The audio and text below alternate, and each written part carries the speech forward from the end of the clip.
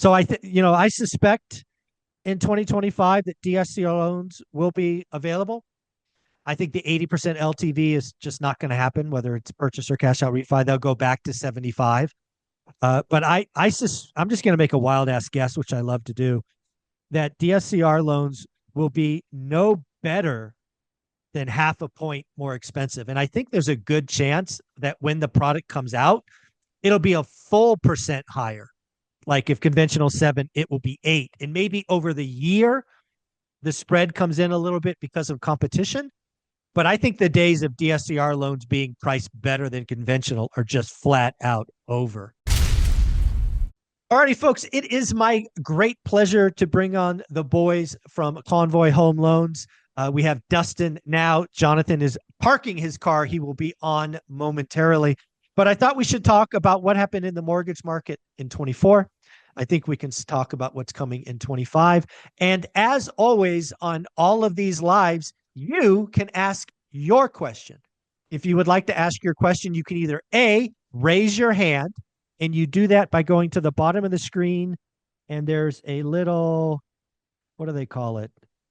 Oh, it's in the tools. The man, the myth, the legend showed up, by the way. There he is. Oh, the react. You click on the little heart. It says react. You can raise your hands there. Or if you're shy, you could put a question in the comments, and first come, first serve. I will answer those comments as they come in. So Dustin, why don't you first off just introduce who Convoy is, you yourself, your partner, Jonathan. We'll start with just a quick bio for the folks in school. Yeah, Convoy, John and I started now 4 years ago. We focused mainly on non-QM. We can do it all with the conventional, but our niche and I guess you would say our claim to fame is being your, real estate investor's best friend. Everything that a real estate investor would need to do, DSCR, fix and flip, ground up, bank statement, that's where we come into play. Yeah, and again, we've been doing work together, gosh, 2.5 years. Has it been that long where you've been a part of the One Rental at a Time family? Is it about that long? I think so. Maybe 3, maybe longer. Yeah, it's 2.5 for sure. Yeah, it's been pretty wild. So we're going to start off with a right turn. We'll get into 24. We'll get into 25. We'll get into question and comments from the group in a minute. But we just got the second of 3 inflation reports this morning, PPI being the name. PPI came in hotter than expected. I would say really hot. I've also had some economists calculate PCE, personal consumption expenditure, which is our third inflation reading, which will come out after the Fed meeting, which is also going to be hot based on their math. We also have a Fed watch tool that says 98% chance of a rate cut. Where I sit, rate cuts are already baked into the rate sheet, but I'll let you guys answer that. But here's my question. What happens if the Fed does not cut rates next week? I'm guessing that shocks the market, but you guys are in the business. What happens? I mean, rates are going to shoot up, right? Mortgage rates. Everything is pointing, and obviously a lot of the banks are across the countries, like worldwide are cutting, right? And I think that everyone in the theme of cutting rates, despite inflation, is kind of what everyone's kind of hoping for the Feds to do as well, right? And if they don't cut rates, though, because like you said, mortgage market has already priced in basically the full year of cuts, right, up until this point in the rates. If they do not cut rates, and even if they seem, hey, we might not even cut rates and maybe we hold off in 2025 for a little bit, if those are comments that come out, then mortgage rates will shoot back probably to where we were in July of this year. And maybe, who knows, there might be a world where mortgage rates potentially touch the bottom of where we were back in October of last year. Yeah. Again, my audience knows this. They watch the daily financial news. Like I talked about it this morning, the inflation appears to be getting worse, although we have some stuff in our future that might make it to get easier. But a 0.4 increase in PPI month on month and a 0.6 miss is bad, right? It doesn't give you any warm and fuzzies. But we also have a job market that is at least 3 weeks in a row starting to show signs of cracking, right? The weekly unemployment claims popped to, I think it was 240 or 245 this morning. And, really quickly, guys, the Fed might have to make a choice: inflation, jobs. And unfortunately, the tools that the Fed has today do a horrible job of fixing inflation and fixing the employment market, because you cut to do one and you raise to do the other. Things could get really, really messy for the Fed next year. Is that fair? Yeah, no, I think you nailed it right on the head, right? Like in order to be able to fix what the Feds have in front of them right now, which is, a weaker labor market and higher than expected or higher inflation, right? They can't pull the same levers to fix both, or they can't pull the same lever, right? And that's the problem that we're going to run into, and why I think you've said it and we've said it. The Feds really shouldn't be cutting, next week, even though it's would you say 98% chance according to CNBC market tool. Yep. But that's why we keep saying on the show, and it ties back to our theme that we've always said, which is, if you like it now, you lock it, because there's nothing right now that I firmly believe with the reports, especially with Trump going in January, that we're seeing the true picture of how our economy is really doing. That Trump pump's going to be in full effect. Yeah. Again, when I think about what's potential in the first half of next year, deregulation, all of these other things. And let's just be clear. I mean, you're already seeing it in consumer sentiment numbers. You saw it in this small business report. The last two economic reports that I don't think got enough attention was, there was a small business survey talking about what small businesses are doing, and it went up like 9 points. It's above 100 now. And then there was a consumer sentiment survey that came out, and it had something like 40% of people think their future will be brighter in a year, which is like the highest in the last 4 years or 5 years. And dude, I've talked to mortgage brokers and real estate agents, and all of them are saying me activity in December higher than November and higher than they expected. So the vibe shift has been real. The Trump pump is real. And I don't think the Fed could be cutting rates in that environment. It just doesn't make sense to me. Yeah, and it goes back to so many conversations that Dustin and I have had going into the election, and then the effects of what people thought the election would do, which is, hey, once Trump gets elected, rates are going to shoot down, right? That was their thought. That was process. their bet. Yep, that was the bet. And obviously, we don't know the full effect of what will happen, but the truth of the matter is his policies are more inflationary this time around, and inflation doesn't go along well with mortgage rates in terms of having a hand-in-hand relationship. So I think that obviously mortgage rates are here to stay longer. We have talked to so many people that have said, I'm just going to wait a little longer till 2025 to see what happens. And I tell them, hey, like, honestly speaking, it's probably not the right move, right? Yeah. It's better to take these, if there is a dip in the mortgage rate market or whatnot, it's better to take it when you can, right? As often as you can, and then just ride it out and cost average down, if anything. If the true belief is that mortgage rates, which I think over the next 2-3 years maybe might decrease a little bit, right? But we're not talking about a shoot down to where we were maybe 4 years ago, right? Yeah. So I think the expectation that listeners and people just need to have is rates are here to stay higher for longer a little bit. Mm-hmm. If you like it, lock it, and just kind of cost average down and make sure you're making your investments based on today's situation, not later. Yeah, when I look at the risk equation, I've personally, I don't know if this is the right way to do it, it's just how I roll. I'm always looking to protect the downside, not the upside, right? Let the upside run, but my job's to control the downside. And today, all of the downside is higher rates. So your comment about if you like it, lock it makes total sense to me. I'm on record saying that mortgage rates are going to average close to 7% in 2025. And again, I don't see that as a bad thing. I mean, one of the things that we're going to talk about 2024 is just the gyrations. I suspect 2025 is going to be much more of a normal mortgage year where the variations are within a much tighter band. Um, what do you think about that 2025 being in a tighter band than 2024's wild ride? We would love that, as crazy as that might sound, to have rates stay at 7, being in our industry, right?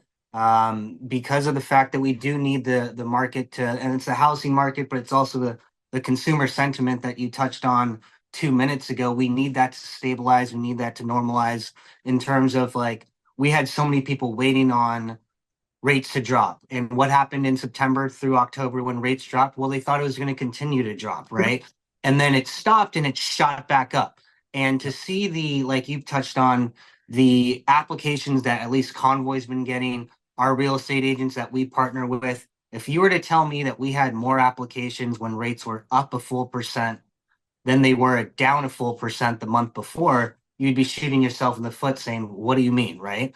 And that's the biggest thing is I think going into 2025, if we can have a year of some sort of narrow trading in terms of rates, the bond market, et cetera, it'll give us a chance to heal before we can start seeing any sort of, reduction in rates.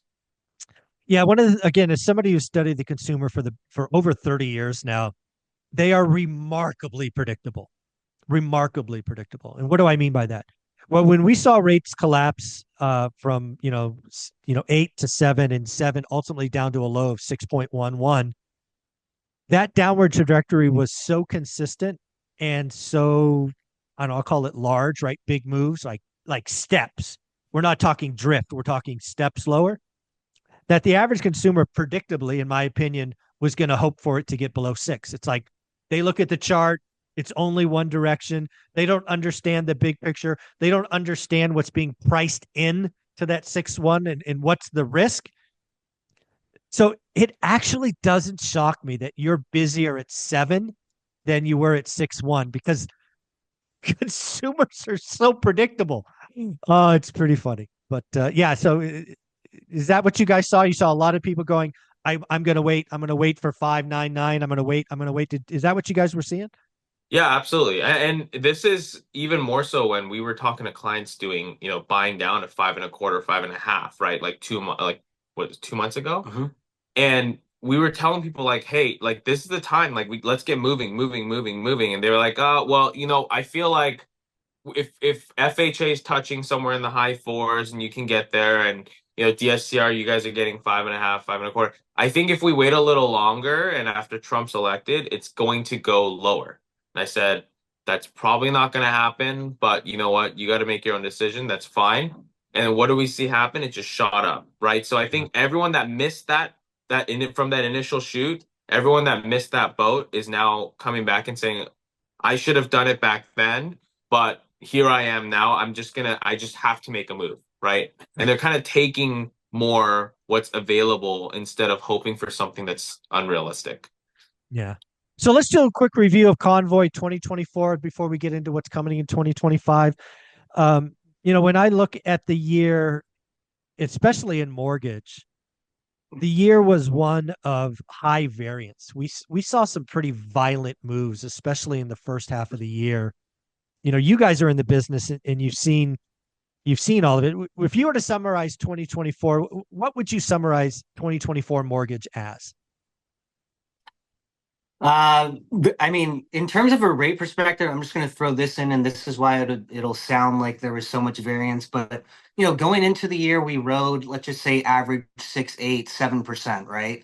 Mm-hmm. All the way through to a little bit of an uptick of maybe 1/8 of a quarter point until July or August.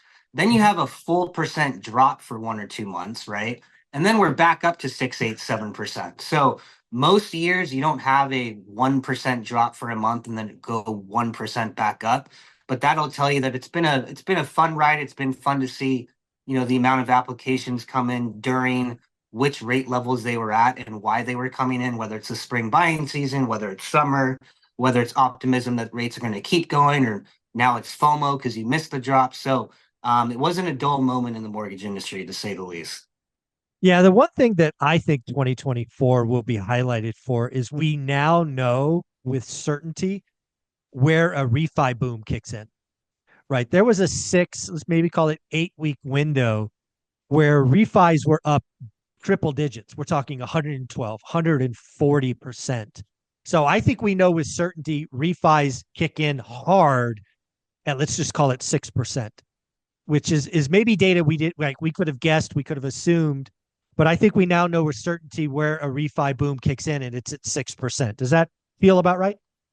Yeah, absolutely. And I mean, I don't feel like we are even if it's a high six handle, right? Anything, I think it's just six in general with a six in front of it without buying it down. I think that's where people start really moving the needle, because then it's like if they have a six right now, it's kind of still worth it to take some cash out. Or if they're high fives, like, hey, maybe just take a little bit of a higher six to, get some cash out. So I think there's a lot of variance in the six, but 2024 was probably the most creative year of mortgages, I think, in terms of the way that people got resourceful and clients got resourceful. And, we were guiding clients through kind of the same situation. I think that's what yielded to a lot more transactions than before. Yeah. Yeah. So the other thing that I think about Convoy specifically, again, you guys do conventional, but you do a lot more DSCR. You are the one-stop shop for investors. I think it's been the last 3 months. It might have been the last 4 months. Both of you have been telling me, Michael, DSCR loans are within an eighth. And I think there was a couple of weeks we spoke where DSCR loans were better on rate than conventional. A, where do we sit today? And B, do you see that potentially continuing in 2025? Yeah, right now, as of today, we're pretty much on par, but believe it or not, now DSCR is actually about maybe 0.1 on average when you're comparing just, let's just say, your typical 4-unit purchase, 720 credit. But we're comparing on the DSCR side still a loan that's with a 3-year prepay. And what we've seen kind of shake up, which is very interesting, but a bit scary for me in John's position, because we haven't told anybody in your community or even you yet, is look, one of the biggest loan buyers on Wall Street for all of DSCR non-QM loans put a pause on buying. Told us this on Monday. Throughout the end of the year, when they're coming, they got their full load. They're waiting to see 2025 what truly transpires, and if they come back, we don't know, but it's a void that we have other options. But they were one of the best, at least for mortgage rates that the consumers see, the best loan buyers out there on Wall Street. And for them to say that they're pausing and maybe coming back January 1, maybe not, gives a little bit more time for me and John to discuss what sort of pivots in 2025 we might have to make.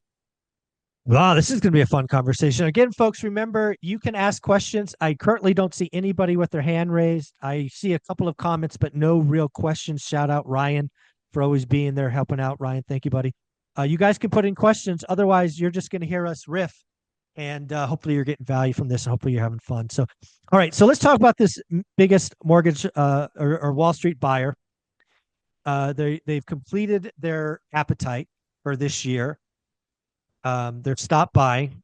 Not a big deal, right? Couple of weeks left in the year, but no promises of coming back next year, or if they're coming back, at what terms or rates or whatever. That's interesting. It could be a nothing burger, but I'm going to have fun thinking about this for a minute. So again, I don't know who this is, and I don't want to know who it is, but is it fair to say that generally speaking, Wall Street buyers go in a herd? Typically, there's a lead dog who, when they pivot or move, other lead dogs follow? Or are they all alpha males or alpha whatevers, and they all do what they do? And, if one person goes out, maybe somebody steps in. What are these? Do they move in a pack, or do they a bunch of lone wolves? What do you think? I don't think they're lone wolves, because I think one triggers, it's like a domino effect. And we saw this happen, if you remember, like 2 years ago, once 3 years ago, right? When DSCR I remember. Yeah, I remember. and we always tell clients, like, hey, this is a fairly new product, right? Still. And Wall Street and the market is still digesting how to calculate the returns, calculate the risk. And there's not enough of a long enough track record to ensure that it 100% stays, right? So we tell clients like, hey, if people are guaranteeing that DSCR and these loans are going to be around for forever, right? They are grossly incorrect. And the reason is because if people like this, like extremely big buyers, leave, that means that everyone that was selling to that buyer no longer can sell to them, which means that all these shops that had them as their primary buyer are now left holding the bag. And if they're left holding the bag, they're going to offload it for pennies on the dollar to other buyers on the street. And other buyers will maybe take that loan. And then when they take that loan, they'll package it up and they'll say, well, this isn't good. This isn't a good package. And if they start doing that, then other buyers are going to start saying, we don't want these packages. And if that happens, then at a certain point, the loan is gone. Right. Yeah. So okay, I'm going to keep playing this game because I like to play it. So this big buyer, again, I'm not going to ask this specific of Convoy because that's not a fair question. But as an outsider, a complete outsider, is it fair to say that some providers similar to Convoy might have had this buyer consume 50% or greater of all loan production? Is it? Are they that big, or would they never be more than 10 or 15% of someone's shop? No. So this loan buyer on Wall Street, there's some shops out there that sell 90 to 100% of their loans to them. That's what I thought. Okay. So that's question one. Okay. Yeah. So I assume that, but I wanted to get that on record. So there are entire companies doing loans, DSCR loans today, that their whole pipeline was to this end buyer. That end buyer has now said, I'm full. I'm out. I'm no longer at the table or the buffet or whatever you want to call it. So these loan providers now have to find a plan B. I think best case, these plan Bs are going to take a haircut. Because again, this biggest buyer, they had the biggest appetite. They had the loan, they had published rates. They just ran a shop that just kept feeding them. Now that they're full, they have to find plan B. And again, you and I saw this, what was that, 2 or 3 years ago, right after Silicon Valley Bank went kablooey? We saw a bunch of mortgage shops blow up because their end buyers were gone. So it's we might repeat the same thing. So if I play this out from memory, there are going to be some loan providers, mortgage providers, who go out of business probably very quickly because their loan books are worth 80 cents on the dollar or 85 cents on the dollar. That's bad. There are going to be operators like me who have pending loans with these providers that are going to get left at the altar because there's no funds to fund. And as I recall, that was the time that the DSCR loans shot up like 1.5%. Because again, there was a void in the market. So you had to go to someone who had less risk. So you had to pay more interest. Do I remember that dominoes right? Yeah, absolutely. And then the step after that, which is the most scary one, is they just stopped. Yeah. They stopped. And at a certain point in time, and anyone that's new to the DSCR non-QM market won't remember this, but like Dustin and I have been through probably like 2 or 3 phases of these scares, right? And the scariest point I think was 2 years ago or a year ago. I can't remember how many years ago it was, but where they stopped, and we were like one of the last providers of non-QM DSCRs just on the market. Everyone else just paused it entirely. Yeah, it was like 3 or 4 months. There was nothing available, and the stuff that was available was so grossly priced that it basically wasn't available. Exactly.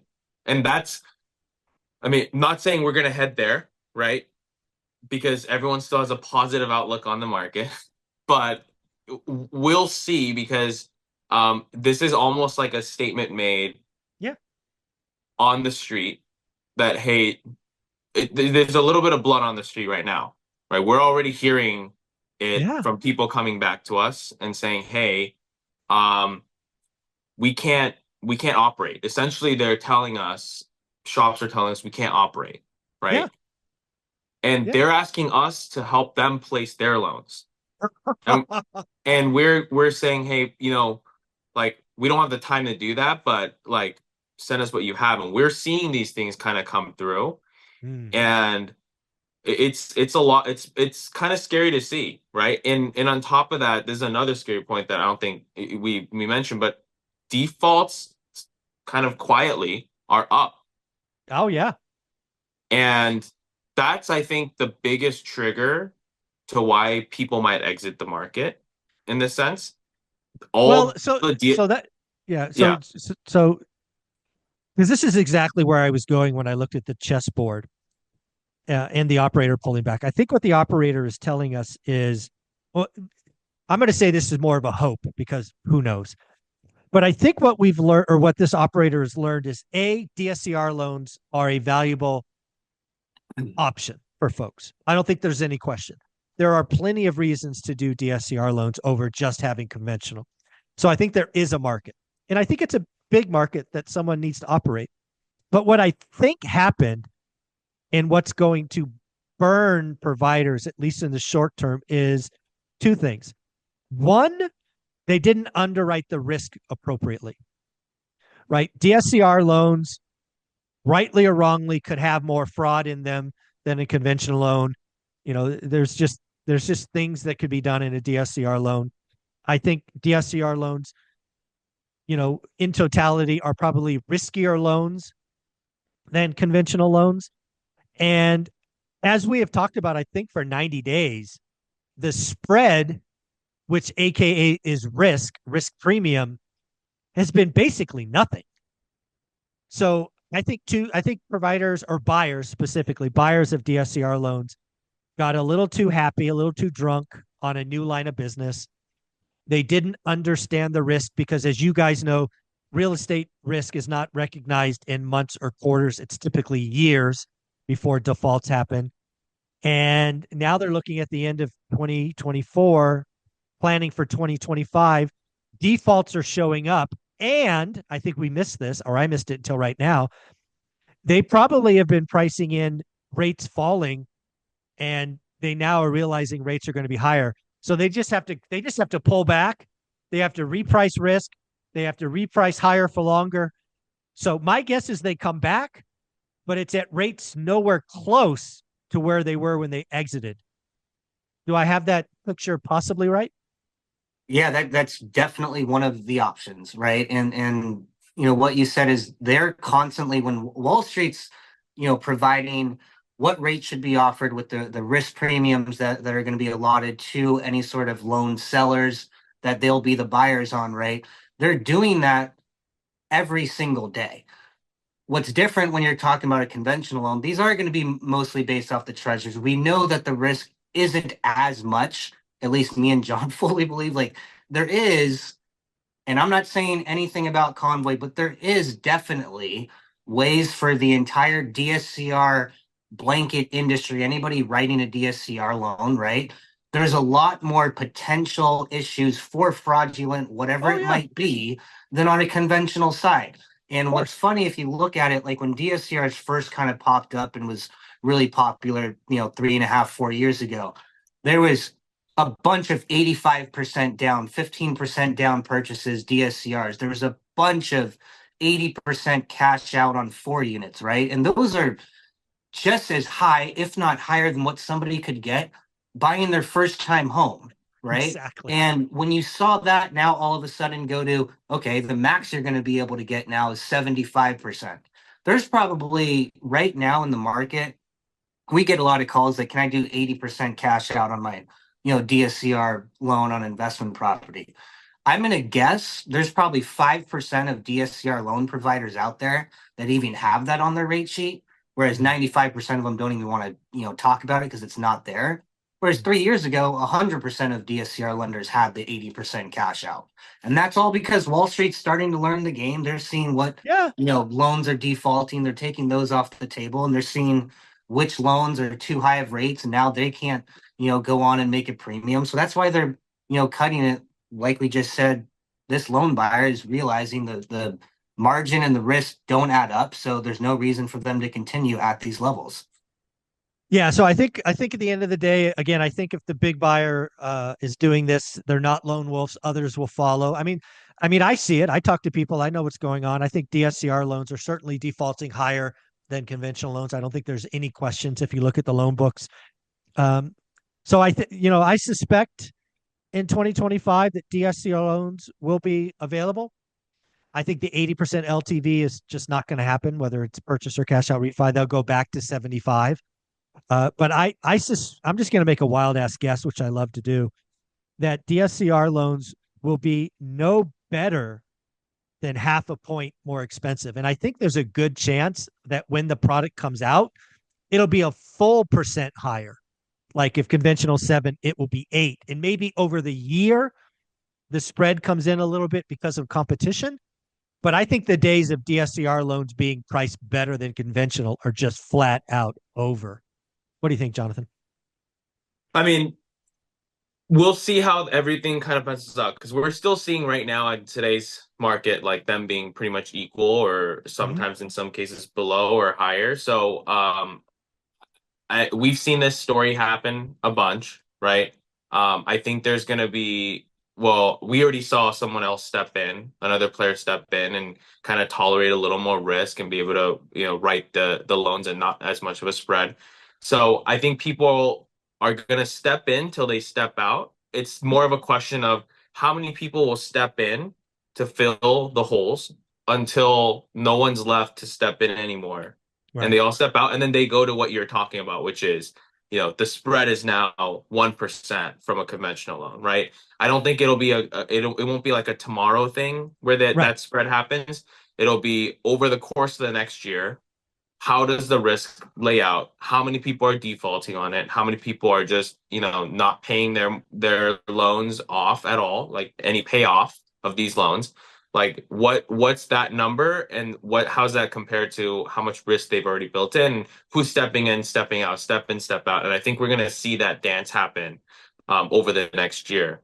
And it's kind of like a risky place to be overall, I think, in terms of the market, because it means that we're not as stable as we think we are, right? In terms of like an overall real estate market. Because if real estate's great and everything's perfect and everyone's making their payments, like we're not even having this conversation. But everyone thought everything was great. But what's the actual, underlying disease that's, rotting the corpse from the inside, right? Yeah. Yeah, it's going to be really interesting. I think there's no question that there's some acute pain in parts of the market. The one that always jumped out to me, and we talked about 6 months ago, is kind of the Airbnb market, where a lot of people got in calling it a owner-occupied loan, and it never was. It was a complete mortgage fraud. And then there's been other areas that maybe they did the right thing in the right loan product, but the cities or counties changed the rules and have now made those Airbnb properties unprofitable. And I know a lot of people who bought Airbnb properties and that was their only way to survive, right? If they stuck in a long-term rental, it would be an alligator, as I call it. So I expect there's a lot of pain in those areas.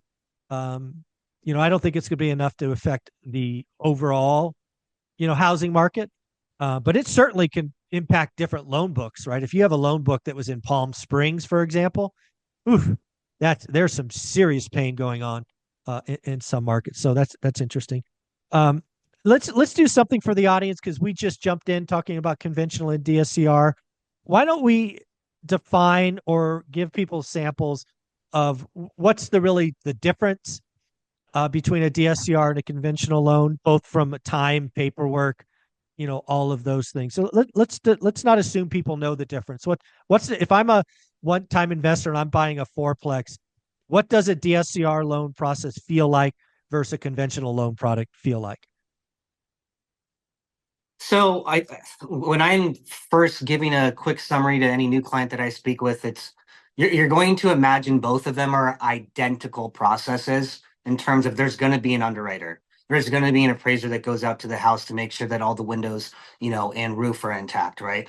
Everything's going to be the same. It's not going to be just an easy breeze, like a hard money fix and flip. Don't ask any questions. Here's your 12% rate, right?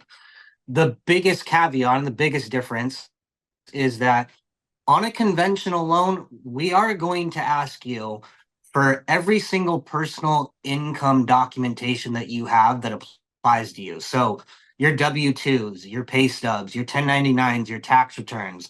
And mostly if you're self-employed or you own other real estate, right? Your tax returns are going to be the number that we look at. And when I say that, it's important because we're looking then at your adjusted gross income.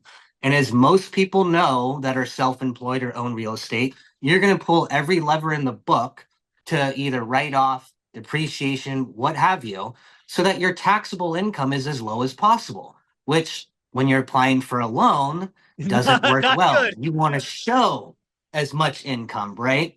But on a DSCR side, we throw all of that out the window. We don't care about, what your taxes show. We don't care about your W-2 or your 1099 income. What we care about specifically is how much can you rent this property out that you're trying to get a refi for or a purchase for? Will the rental amount be higher than the mortgage payment that we can get you? Because if it is higher, then we feel good because now we know there's a tenant that is willing to pay you more than what your mortgage payment is going to be to us. So we feel good about that. And that's the biggest, thing is there's a lot of people out there that just have a lot of money, bring in a lot of money, but on taxes show nothing. So they can't get a conventional loan. You do a DSCR loan, and this could fall into a bank statement type loan too, but DSCR loan, we don't care about that. We just want to look at the property and ultimately make sure it's cash flowing. Yeah, I love that. Let's add one more element. A typical convention loan cycle to get to approve eligible is 30 days, about right. And DSCR loans could be certainly less than that, maybe 3, because where I sit, DSCR loans are faster, but maybe that's just because who I am. You guys tell me, conventional versus DSCR timeline? I think they're about the same. I Oh, really? think, Okay. yeah, I think they would end up being like 30 days or less in both cases. I mean, conventional loans, if it's a clean file, obviously would close in, less than like 14 days or less. But if you're talking about DSCR, sometimes it's 21, sometimes it's, 30. So it really just depends on what, like how much massaging, how much hands need to be in order to make the deal work. Excuse me. I think that's going to be the main thing, but 30 days is pretty standard. Okay. All Yeah. right. I like it. I like it. I guess I just get special service because I get my DSCR loans done in about 2 weeks, but that's okay. That's just good for me. You're I you're like on it. a different plateau than most. Yeah, I get a different level of service. I'm okay with that, frankly. I like that. So we do have a question from Renee. Again, folks, if you have questions, put it in the comments or raise your hand. These sessions in school are for you. You get to talk to the people I get to talk to. Renee asks, does anyone refi a DSCR loan to conventional loan? Does that ever happen? Yeah, I mean, we've done it a handful of times, right? Yeah. And a lot of the reasons sometimes is because maybe somebody got a DSCR loan 2 years ago at 8.5, right? But they were fortunate enough, or whoever they were working with, or they decided I'm going to get a 1 or 2 year prepay or something like that, right? And then the conventional refi 2 months ago, you're going from 8.5 to 6.5. But a lot of the times, if you're refining from a DSCR to a conventional, it's not for what that example I just made to get anything other, than a better rate. You're not going from from DSCR to conventional to get more cash out, to get a higher leverage. Because right now the conventional side is going to be lower on leverage across the board, whether you're talking cash out or purchase on a 2 to 4 unit or a single family. You're more normally going to see like I said, a convent or DSCR loan being refied into a conventional loan for rate purposes, not for like cash out or leverage purposes. Yeah, let's talk about refi cycle because Renee asked a great question, but I think there's even a bigger question there. You guys told me the other day when you talked about I think it was your October business, it might have been September, that you saw a pretty large uptick in refis. And these refis, when you looked at them, were really kind of the step above. They were coming out of hard money, which I'll call 10, 11, 12, and they couldn't get out of their projects in time for whatever reason, delays, market condition, blah, blah, blah. So these operators' decision was to go from hard money at 12 to DSCR at 7.5 to kind of buy themselves time. And then that allowed them to maybe limp along as a long-term rental until the market got better. Do I remember that one step correctly? Yeah, absolutely. Yeah, that I think a lot of people did refis into that, but also is for seasoning too, right? Because DSCR seasoning is less than Less, yeah. conventional. So a lot of people that were doing these bridge loans or hard money loans at 10, 12%, whatever, and they fixed up the property and they were like, I don't want to pay 10, 12% or even try the market. Just flip it over to DSCR after 3 months and then, go on a Right. long-term basis there. Yeah. Yeah, season is great. And then to really close out on Renee's question, if you're going to refi a DSCR loan, or frankly, even a conventional loan, or we'll start with DSCR, that's just going to be for better rates. DSCR loans, at least until today, you would get more leverage, meaning 80% versus 75. The rates would be roughly the same. Typically, you're going to have prepays on the DSCR when maybe you don't on conventional, or at least an additional year. So that's kind of the refi cycle as I see it. So we do have another question from Mary Jane. Again, thank you so much for putting in questions and comments because, again, I do these live sessions in school for the community. Mary Jane asks, what is the typical down payment on a DSCR loan? Let's do purchase and refi. So the typical, and I think both John and I say this pretty much the same way anytime we're speaking to a client for the first time, is there's really a line drawn on the sand on purchases between 25 and 20. Now the caveat is that with 25% down, you're normally going to get a rate that's 0.5% better. Okay. But we know on DSCR loans, especially on a purchase, it all comes down to the appraisal. What does the appraiser put down for the market rent? Okay. And if you're doing 25% down, you don't have to worry as much about being able to get the keys to purchase the home. Okay. Because even if the rents come in lower than a 1.0 DSCR, and you're putting 25% down, we can still get you the keys, but the rate's going to be obviously higher than if the rents came back above 1.0. Okay. But So the I want to hit that. is if you're Real shooting quick. for 20.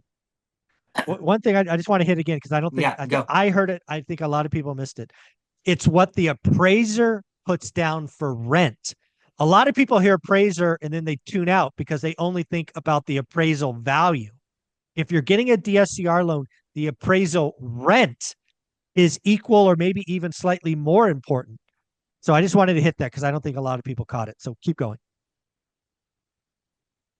Yes, the what the appraiser does on a DSCR loan is twofold, unlike a conventional. They're getting us the value using the sales comparison approach. What's the value of the home? But they're also telling you how high the rent should be or what the market will be according to them. And that's what DSCR underwriters are going to use to calculate, is this property going to be cash flow positive or not, right? But on a 20% down option, if the appraiser doesn't put rents that are high enough to cover, then you're not putting 20% down. There is no ratio below 20% down. You got to go to 25. So if you're going into it as an investor and you're like, I only have 20% to put down, well, you better have a long 3-week due diligence contingency on the appraisal, because the appraisal doesn't come back high enough and you don't have enough to put 25 down. The keys aren't going to be yours. Yeah. And this is why I think there's a lot of Airbnb pain coming, because you and I were talking like 18 months ago about these STR DSCR loans, right? Because they were using these, I forget what the AirDNA, I think was the application people were using to kind of show. And that's the only way these loans got done. There was no plan B. And I think a lot of that stuff is blowing up because AirDNA was wrong, or the city changed, or whatever.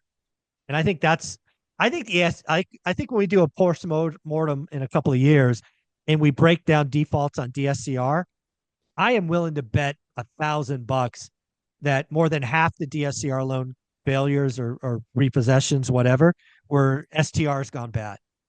It's just we had these conversations. We have the videos, and you guys were telling me they were using this AirDNA thing, and I'm like, Oh my God, that's like the most rosy outcome you could possibly think of.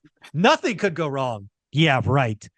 That was crazy time. So do I have it right? We're still, I mean, we're still doing AirDNA for some markets. So it's still around. It's still something that, people are doing. But I think AirDNA itself has become a little more conservative. I think Okay, AirDNA itself has good. become conservative. I think maybe they got in trouble or something, but I would their think, man, numbers some of have those been a little numbers more were nuts. conservative. Yeah, I mean, especially because AirDNA sometimes would pop out approvals in markets that didn't even have it approved. You can't do Airbnb, but they'll still give you a number, and and people were writing loans that way. Yeah, I saw Which this problem 18 months ago. I'm like, this like when you don't have plan B and the income rent in this case was astronomically higher. I'm like, this only has one way it could go. I mean, this is only Yeah. downside. So it's wild to think about. All right, we got some more questions. This one from our boy Ryan.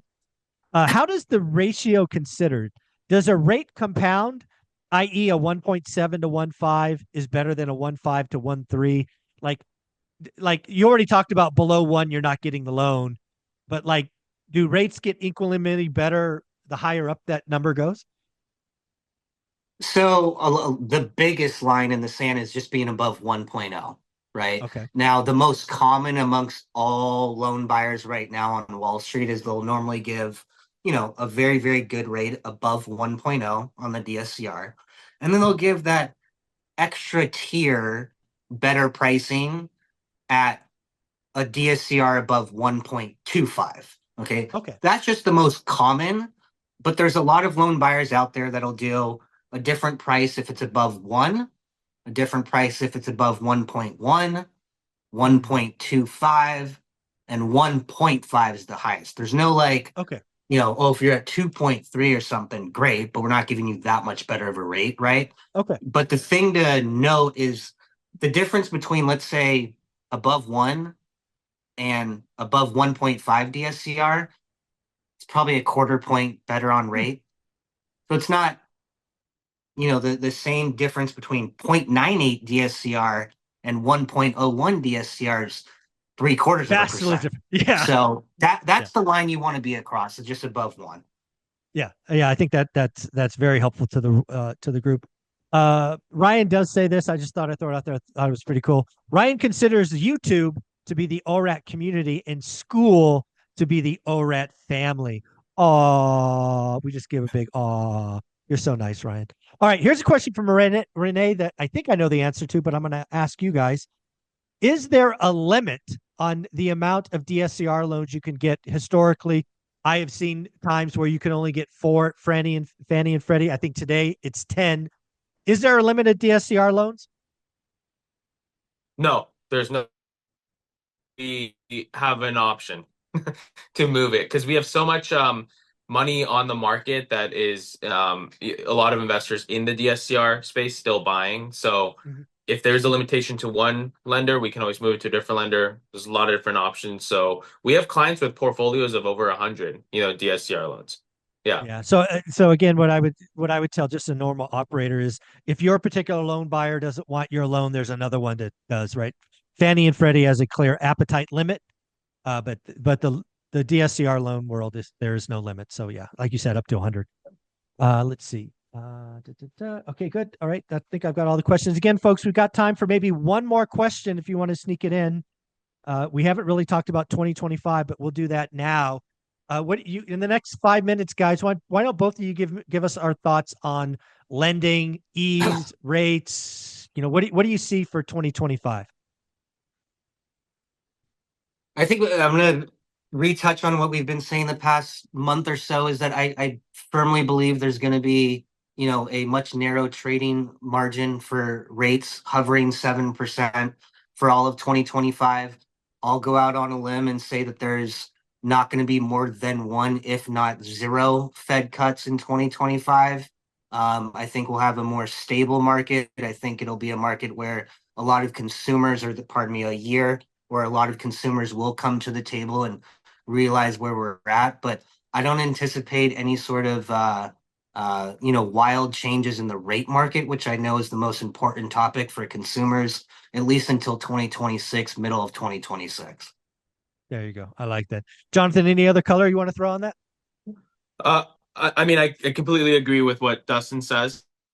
Um, I think the best thing that you can do is obviously, like we've been saying, just underwrite it based on now. Underwrite everything based on now. Be conservative. It's better than being aggressive, right? If it works on a higher number, then it'll work on a lower number. So just make it work that way.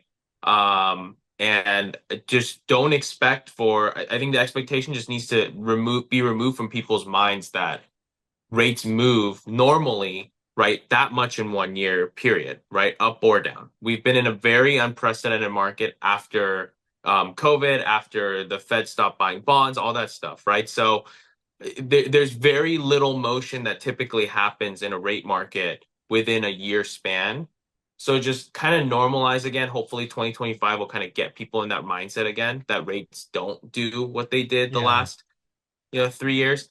And I think that'll definitely change the perspective and the deal flow for a lot of people. And if you like the deal and it works right now, it's going to work even better when rates are better. So Yeah. just take the jump on the asset first, and then you can worry about refinancing the rates later into better cash flow.